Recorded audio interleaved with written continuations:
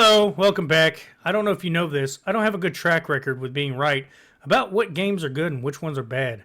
So I'm here to tell you, I'm making another prediction. I know DC has quite a decent record at their video games.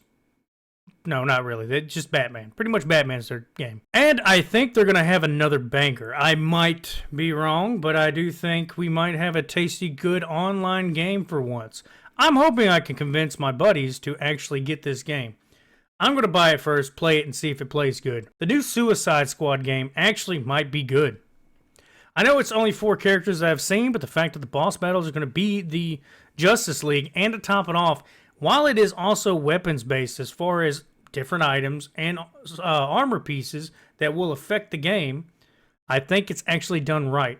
So this is something I said a while back, obviously not on camera or anything, but a while back when Avengers first came out, my whole thing was, you know what, this game wouldn't be bad if they would change everything not to be cosmetic. Actually make these changes make sense, not just be a numbers game. So they basically try to piggyback off of a similar aspect of like Destiny. While Destiny is like heroin and I would suck dick just to play it, I refused and got clean. I will not play it again.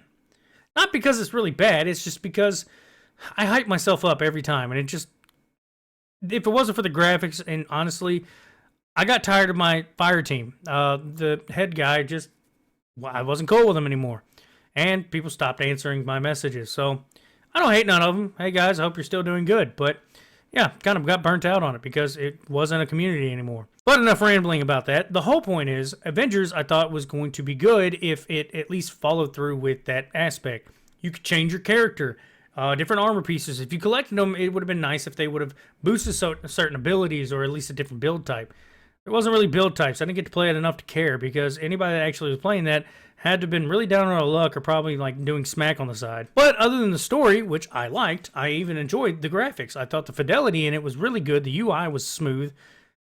But understandably, the post-game sucked and pretty much the missions were touch and go. It's sad that all the story mission parts were like one-sided and it had nothing to do with the rest of the game. So that aside, I think the new DC game, the Suicide Squad game, is probably going to be similar, but it's going to correct a lot of things that were a problem with Avengers.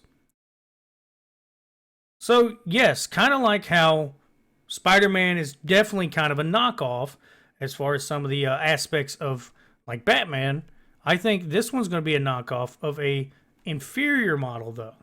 So while Avengers was shitty and damn sure didn't deserve any of what they did, not to mention I believe it got delisted.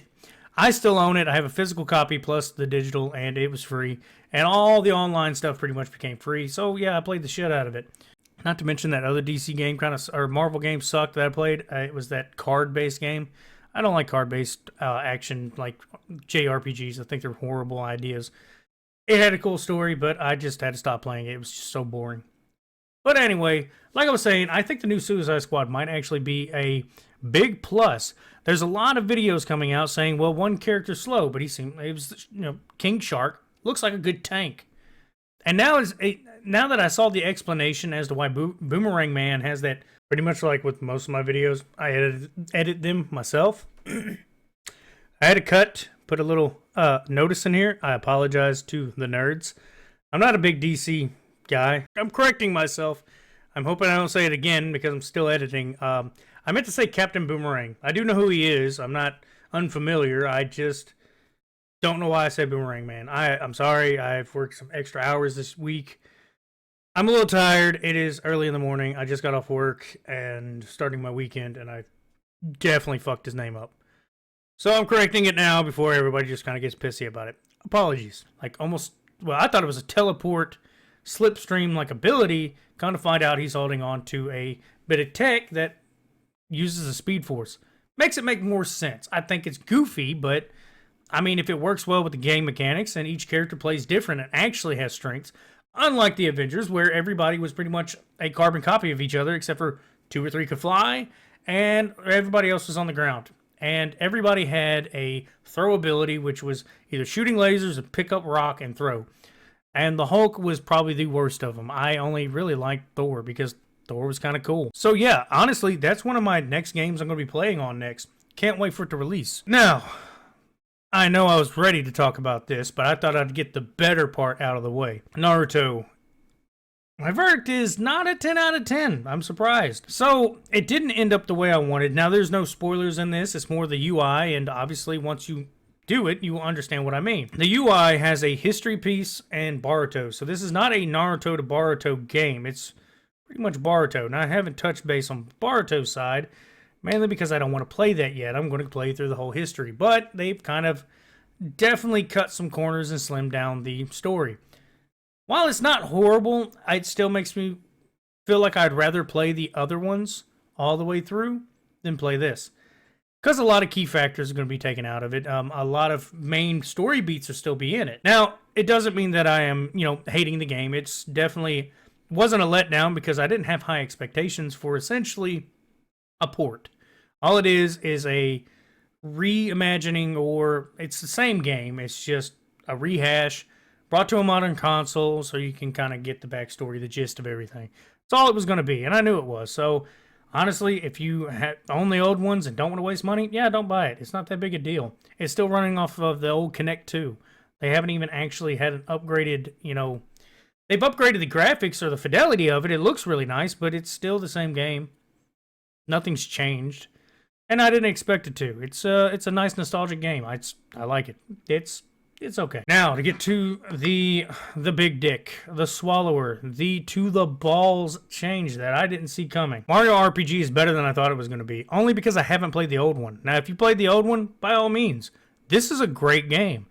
It's definitely super simple, but I've only played a few hours. While I'm only a few levels up from just the start, which is level 1, I'm already seeing some good key factors that are making this game definitely, I wouldn't say game of the year, but something I'm going to put down pick up, and I will not put down until I'm done. And that's really hard to keep my attention. I have ADHD, so it's really hard for me to want to stay on one game in particular at any point in time. The only few that did it this year was like Zelda, for good reasons, Final Fantasy 16 for bad reasons, and I still try to pick up Final Fantasy Origin every now and then. I just can't seem to care enough about the characters to play it. But Mario RPG is so simplified and fun at the same time because it's just a retake, a different version of just the Mario style games. And I love it. It's super unique. And the fact that it's an old game just getting, remastered or remade makes it even better because the graphics are still pretty good. I think it's really goofy. It's in the same feel of Mario from the 90s, so it's super great and I like it. I can't wait to see some of their other remasters and remakes or whatever that they're going to be bringing in the next few years, or next year rather, sorry. So yeah, that's going to be a real good take. Not too many jokes this time. Honestly, it's just more of an honest take. But yeah, not a whole lot going on with that. And also, this will probably be the last video you're going to see the background looking the way it is. I'm doing some changes in the room today. So hopefully in the next video you see, we'll have a completely redesigned, or not redesigned, just a redone room. I got some stuff coming in today that I'll be redoing all that, moving everything out of the way, putting up some shelves, bringing some of my memorabilia and nerdy stuff in here. So that'd be really cool to have in the background so it don't look like I just moved in and I'm homeless and probably deal meth. So yeah, I don't sell meth. Sorry. I know. Seems like I would. Especially that I live in the South, and anybody that knows what the South is like, yes, there's a lot of meth. Big surprise. Like Florida, Mississippi, and Alabama. Full of it. But yeah, that pretty much sums up what I wanted to talk about today. I don't think there's much more to say. I will say, if anybody would like to like, share, and subscribe, it would be appreciated. I appreciate everything. I appreciate all the subscribers I've been getting. I'm getting close to 50. I think I might do a little bit of change of pace at 50. Once I hit it, I'll see what I can come up with. I don't know what to do because honestly, I didn't think I'd get any subscribers in a month or two like I have. So I appreciate it. And yeah, that's all I got to say. Y'all have a good one.